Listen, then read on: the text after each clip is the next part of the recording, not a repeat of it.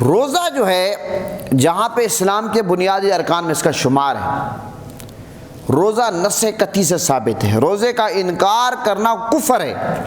اگر کوئی بندہ روزہ نہیں رکھتا گناہ گار ہے، لیکن اگر کوئی بندہ روزے کا انکار کرتا ہے تو وہ قرآن کا انکار کر رہا ہے، اور قرآن کا انکار کفر ہے۔ روزے کی فرضیت جو ہے وہ نص قطعی سے ثابت ہے، اور روزے کا حکم اللہ نے کس کو دیا؟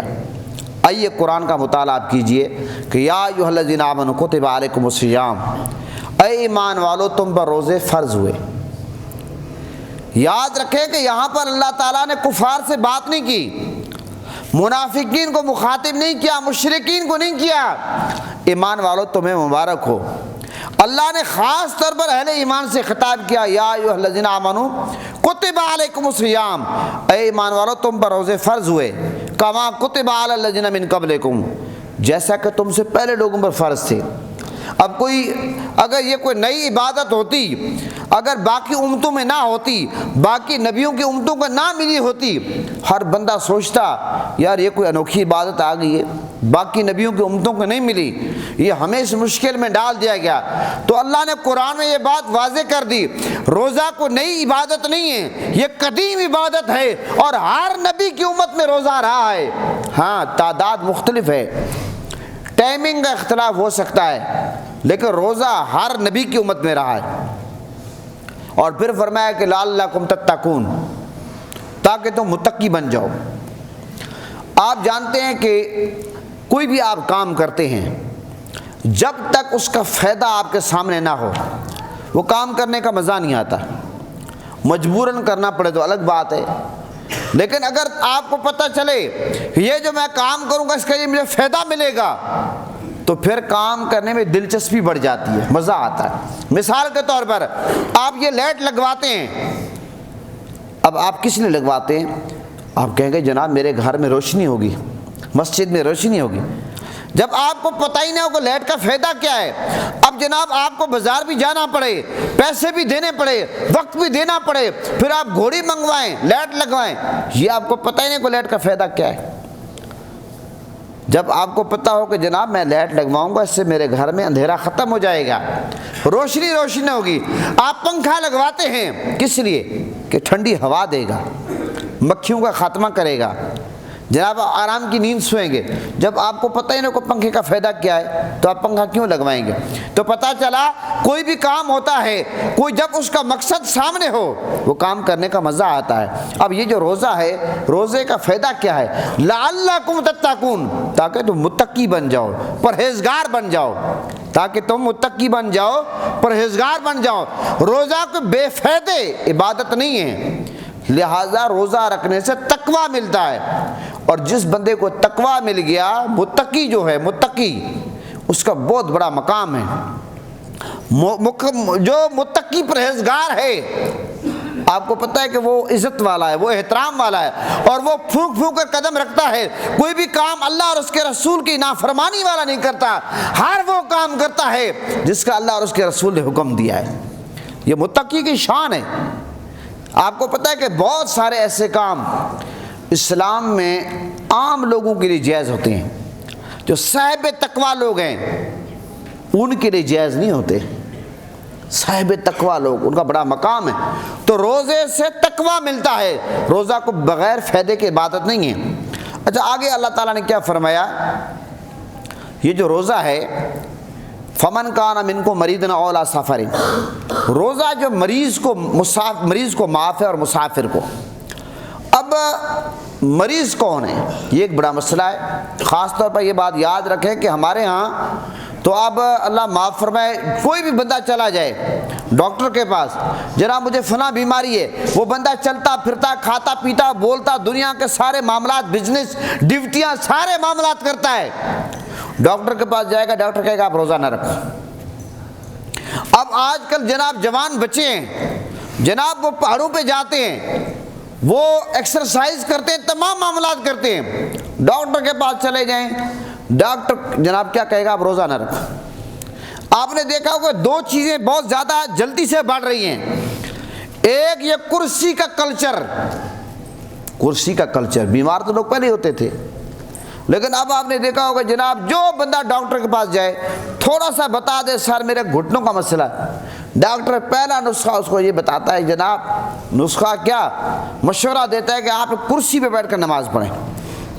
یہ نہیں پوچھتا کہ جناب وہ بندہ چلتا پھرتا سارے کام کر رہا ہوتا ہے، کیا آپ کوئی کام نہیں کر سکتے، بیٹھ نہیں سکتے، اٹھ نہیں سکتے، کوئی معاملہ ہے؟ لہٰذا یہ خیال ہمیں رکھنا چاہیے جو شرعی طور پر مجبور ہیں، یہ بہت سارے لوگ مجبور بھی ہوتے ہیں جو کرسی پہ بیٹھتے ہیں، ان کا گھٹنوں کے معاملات ہوتے ہیں، ان کو تکلیف ہوتی ہے، بڑھاپا ہے، لیکن ہم ہر چیز کا غلط فائدہ ہمیں نہیں اٹھانا چاہیے، یہ ہمارے ایک فطرت ہے۔ یہی روزے کا معاملہ ہے، اگر کوئی بندہ بیمار ہے، روزہ رکھنے کے قابل نہیں ہے، طبیعت اس کی ناساز ہے، ڈاکٹر کہتا ہے کہ بہت زیادہ مسئلہ ہے، تب تو وہ روزہ چھوڑ دے، بعد میں روزے کی قضا کرے۔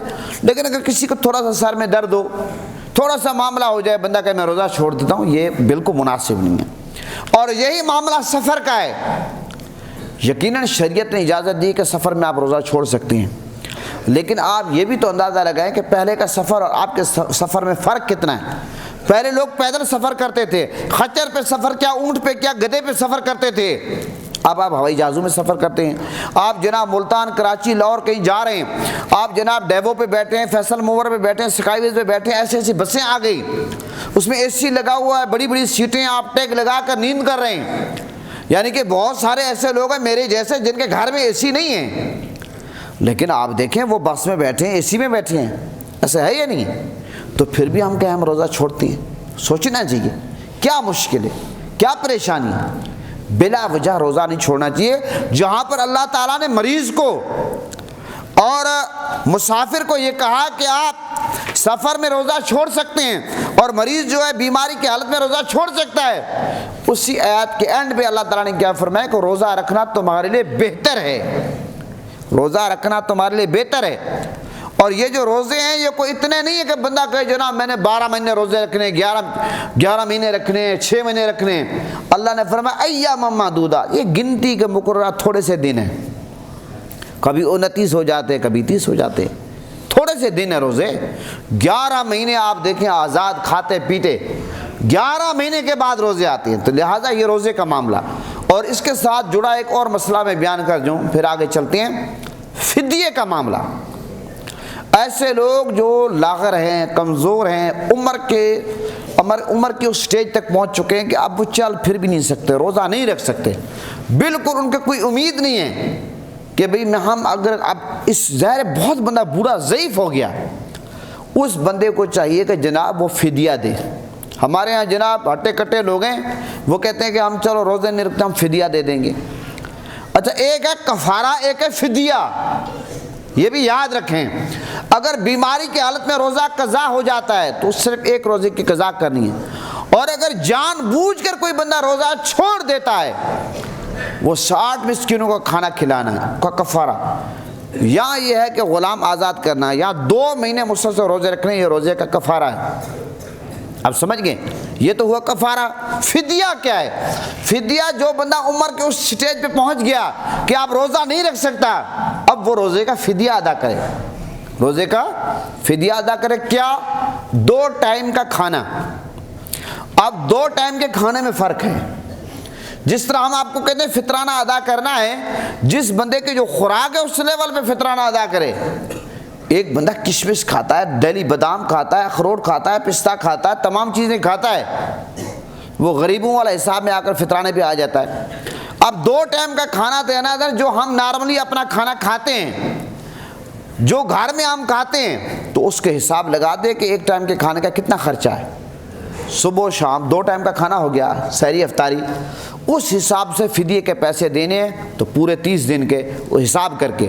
لیکن ایک بندہ جا کر افطاری منال ہوٹل تک ختم ہو گیا، میریٹ میں کرے، جناب سرینا میں کرے، اس کے افطاریاں، اس کے گھر میں روزانہ مٹن پکے، کئی ڈشز پکیں، اور جب فدیے کا معاملہ ہے وہ کہے میں دال کے حساب سے دیتا ہوں، کہ بازار میں جناب کھڑا مارکیٹ میں جائے، ہوٹل میں ریٹ پتہ کرے، جناب دال کی پلیٹ کتنے کی ملتی ہے، 2 روٹیاں کتنے کی ملیں گی، تو یہ جناب انتہائی کنجوسی اور مکھی چوسی ہے۔ ذرا انتہائی کنجوس مکھی چوس والا کام نہیں کرنا چاہیے، خیال رکھنا چاہیے۔ اور یہ جتنا بھی اللہ کے نام پہ خرچ کریں گے اللہ اور دے گا، اس میں کمی نہیں آئے گی۔ جس کو اللہ نے اتنا دیا ہے کہ وہ ڈیلی جا کر ہوٹلوں پہ کھاتا ہے، یہ اور بات ہے کہ صحت کے لیے نقصان دہ ہے، مثالیں ہیں، لیکن اس کے باوجود اگر وہ کھانے کی پوزیشن میں ہے، وہ افورڈ کر سکتا ہے، پھر اس کو یہاں بھی تھوڑی سی مہربانی کرنی چاہیے۔ غریبوں کو اگر 200-400 ہزار زیادہ دے دے گا تو کسی کا بھلا ہو جائے گا، اس میں نقصان والا کون سا پہلو ہے؟ ایک تو یہ مسائل میں نے آپ کو سامنے رکھ دی، فدیے کے، کفارے کے۔ اس کے ساتھ جڑا ایک اور مسئلہ بھی میں عرض کر دوں۔ رمضان کا مہینہ جب آتا ہے، آپ کو پتہ ہے ایک معاملہ یہ ہوتا ہے کہ جب سحری کا ٹائم ہوتا ہے، سحر کا ٹائم، لوگ جناب سحری کھاتے ہیں۔ خاص طور پر یہ معاملہ دیہات، آپ گاؤں میں جائیں، یہ معاملہ پیش آتا ہے۔ اس وقت تک کھاتے رہتے ہیں جب تک اذان نہیں ہوتی، سحری جب تک روزہ بند نہیں ہوتا۔ حالانکہ یاد رکھیں، اگر سحری کے ٹائم کوئی بندہ اذان دیتا ہے، اذان نہیں ہوتی، اور اگر کوئی بندہ کہ اذان کے ٹائم تک میں کھاتا ہوں، پھر روزہ نہیں ہوتا۔ سحری کا ٹائم الگ ہے، روزے کا ٹائم الگ ہے۔ یہ بات انتہائی قابل توجہ ہے، شرعی مسئلہ ہے کہ سحری کا ٹائم الگ ہے، روزے کا الگ ہے۔ سحری کے ٹائم اذان دے گی، اذان نہیں ہوگی، اور اذان کے ٹائم کھائیں گے پیئیں گے، روزہ نہیں ہوگا۔ تو صرف 1-2 منٹ کی بات ہوتی ہے، پل صراط پہ بندہ کھڑا ہے، تو صرف اتنی چھوٹی سی بے احتیاطی کرنے کی وجہ سے نقصان کتنا ہوتا ہے۔ صبح سے لے کے شام تک بندہ بھوکا پیاسا رہتا ہے، روزہ ہے ہی نہیں۔ بے روزہ کا جو ٹائم ہے وہ ہم گزار گئے۔ ایسا تو نہیں کہ بندہ فجر کی نماز کے بعد اٹھے کھانا کھا لے، بندہ کہے میں شام تک نہیں کھاؤں گا، روزہ ہے۔ بھئی ہم اسلام کے تابع، ہم آزاد پدر پیدا نہیں ہوئے۔ اسلام نے جو قواعد ضوابط ہمیں دیے، ہم نے اس پہ چلنا ہے، اس کو فالو کرنا ہے۔ تو سحری کے ٹائم کھانا ہے، اور سحری ضرور کھانی چاہیے۔ آقا علیہ السلام نے اس کے بارے میں حکم دیا، خاص طور پر یہود و نصارہ اور مسلمانوں کے درمیان جو چیز فرق ہے آپ کو پتہ ہے، ایک یہ بھی ہے کہ یہ سحری کھانا اور افطار بر وقت کرنا چاہیے، سبحان اللہ۔ تو یہ ایک بہت اہم مسئلہ تھا اور اس کے علاوہ روزہ صحت کے لیے بہت مفید ہے۔ آقا علیہ السلام کا فرمان ہے کہ روزہ رکھو، صحت مند بن جاؤ۔ یہ بہت سارے لوگوں کا جناب یہ معاملہ، اب تو آپ کو پتہ ہے کہ ہمارے ہاں پاکستان میں آپ اگر پرسنٹیج نکالیں، بہت زیادہ لوگوں کی اموات کس وجہ سے پیش آ رہی ہے۔ آپ زیادہ تر آپ دیکھیں لوگ بلڈ پریشر کے مریض ہیں، آپ زیادہ تر لوگ یرقان کے، کوئی ہیپیٹائٹس سی ہے، فلاں ہے، آپ یہ دیکھیں کولیسٹرول کا معاملہ ہے، یورک ایسڈ کا معاملہ ہے، یا بلڈ پریشر کا معاملہ ہے۔ اور پھر آپ کسی بھی ڈاکٹر کے پاس، حکیم طبیب کے پاس جائیں، وہ ان تمام بیماریوں کے بارے میں آپ کو کیا بتائے گا؟ کہے گا بد پرہیزی ہے، زیادہ کھانا ہے، مثالے والے کھانے ہیں، فلاں۔ ایسے ہے یہ نہیں۔ تو جب رمضان شریف کا مقدس مہینہ آتا ہے تو یہ سارا بیلنس برابر ہو جاتا ہے سارا، اس لیے رمضان کے روزے کا کوئی نقصان نہیں ہے، لہٰذا روزہ رکھنے میں ہمیں کوتاہی نہیں کرنی چاہیے۔ جب آپ کو پتہ ہے کہ شعبان المعظم کا آخری دن ہوتا تھا، آقا علیہ السلام باقاعدہ طور پر میرے آقا صحابہ کرام کو جمع فرماتے اور میرے آقا صحابہ کرام سے خطاب فرماتے۔ اور وہ کیا خطاب ہوتا؟ میرے آقا فرماتے ہیں لوگو، ایک مقدس مہینے آنے والا ہے، بابرکت مہینہ آنے والا ہے۔ حدیث کا مفہوم ہے، حضرت سلمان فارسی اس حدیث پاک کے راوی ہیں، طویل حدیث ہے، میں مفہوم پیش کر رہا ہوں۔ بابرکت مقدس مہینہ آنے والا ہے، اور میرے آقا نے فرمایا کہ جس کے فرض 70 فرض کے برابر ہیں، جس کے نفل فرض کے برابر ہیں۔ آپ کو پتہ ہے اب اچھا فرض کیسے؟ اب ہمارے ہاں تو فرض لوگ صرف نماز کو سمجھتے ہیں، جتنے بھی فرائض آپ کے ذمہ ہیں، جب آپ ان کی علم سیکھنا فرض ہے، مرد عورت پر آپ علم سیکھتے ہیں تو اس کا اجر و ثواب جو باقی 11 مہینوں میں ہے اس کے حساب سے 70% بڑھ جاتا ہے، سمجھیے میری بات۔ اسی طرح رزق حلال کمانا فرض ہے، آپ باقی مہینوں میں بھی کماتے ہیں 11 مہینے میں، لیکن رمضان میں جو بندہ رزق حلال کماتا ہے، فرض ہے رزق حلال کمانا، اپنی اولاد کو کھلانا۔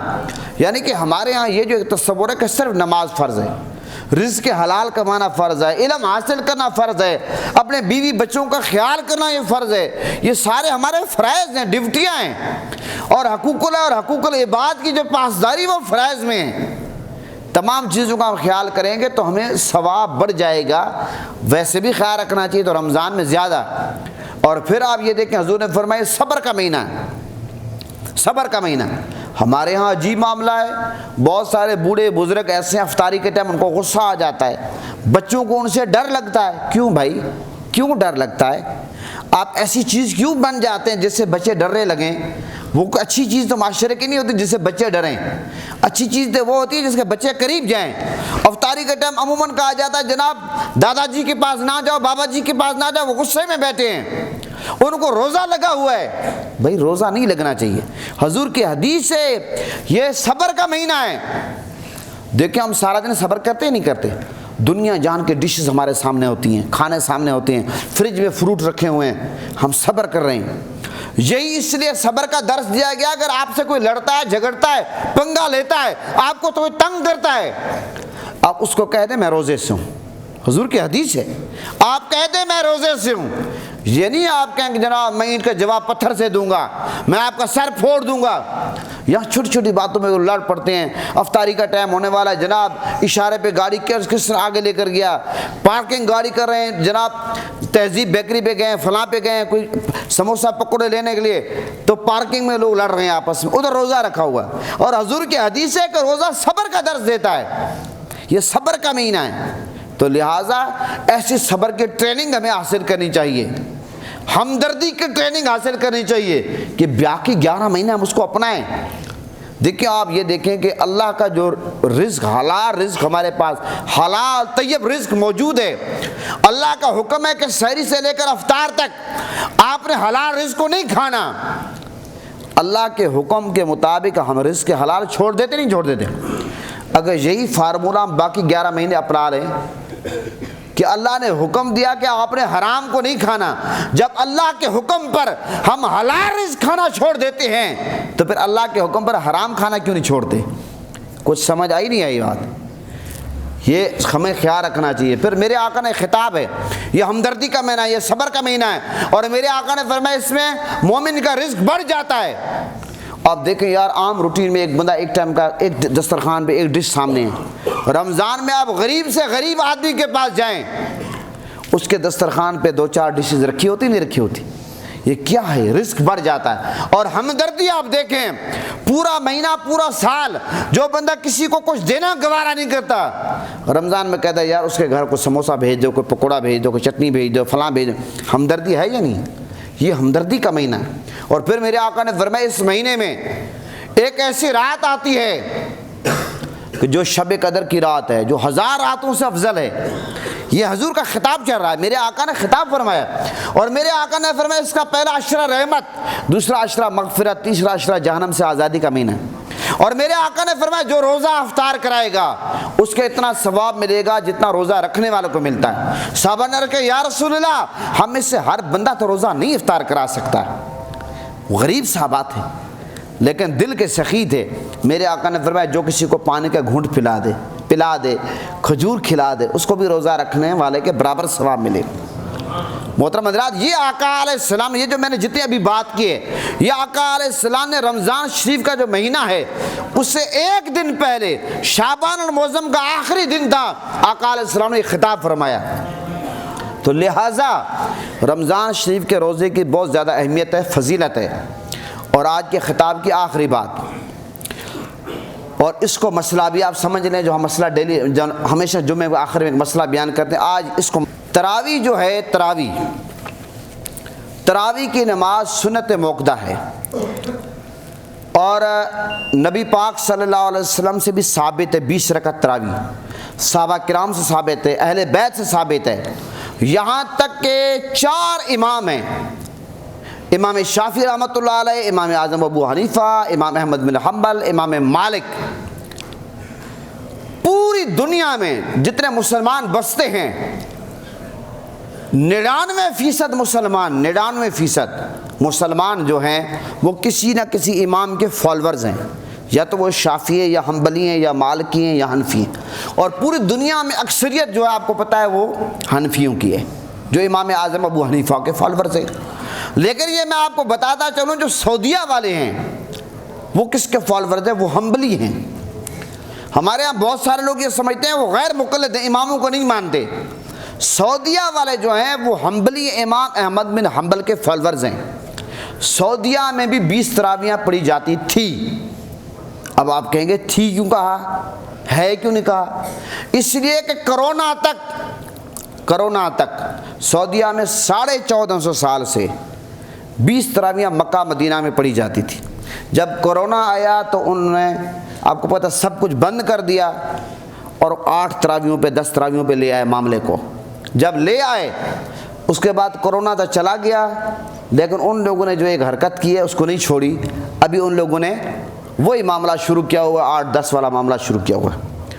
اب یہاں پر میں ایک سیدھا سا سوال کرتا ہوں، آپ کو پتہ ہے کہ میں بالکل سیدھی سی باتیں کرتا ہوں، نہ کسی کے خلاف بولتا ہوں، نہ میں کسی کو چھیڑنے کا عادی ہوں، لیکن جو حقائق ہے وہ سامنے رکھنے چاہیے۔